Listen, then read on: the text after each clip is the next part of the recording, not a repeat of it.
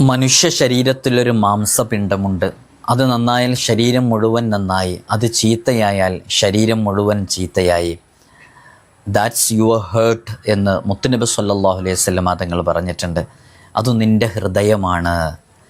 ഹൃദയശുദ്ധീകരണത്തിന് ഒരുപാട് മാർഗങ്ങൾ സൂഫിയത്തൊക്കെ പറഞ്ഞതായിട്ട് കാണാം. നമുക്ക് സാധാരണക്കാർക്കൊക്കെ ചെയ്യാൻ പറ്റുന്ന വളരെ എളുപ്പമുള്ളൊരു മാർഗമാണ് ഇസ്തിഗ്ഫാറിനെ അധികരിപ്പിക്കുക എന്നുള്ളത്.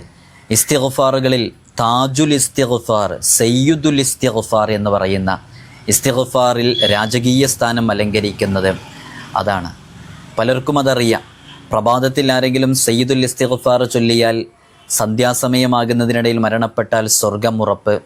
വൈകുന്നേര സമയങ്ങളിലാണ് ചെയ്തതെങ്കിൽ പ്രഭാതത്തിനിടയിൽ മരണപ്പെട്ടാൽ സ്വർഗം ഉറപ്പെന്ന് മുത്തുനബി സല്ലല്ലാഹു അലൈഹി വസല്ലം തങ്ങൾ പറഞ്ഞ സയ്യിദുൽ ഇസ്തിഗ്ഫാർ കാണാതെ അറിയുന്നവരും പതിവാക്കുന്നവരൊക്കെ ഈ കൂട്ടത്തിലുണ്ട്.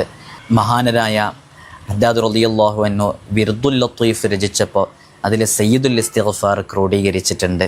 വിർദുൽ ലത്തീഫ് പതിവാക്കിയാൽ ഒരുപാട് ഗുണങ്ങളുണ്ട്. അള്ളാഹു നമുക്ക് ആ ഗുണങ്ങളൊക്കെ നേടിയെടുക്കാനുള്ള തൗഫീഖ് നൽകട്ടെ.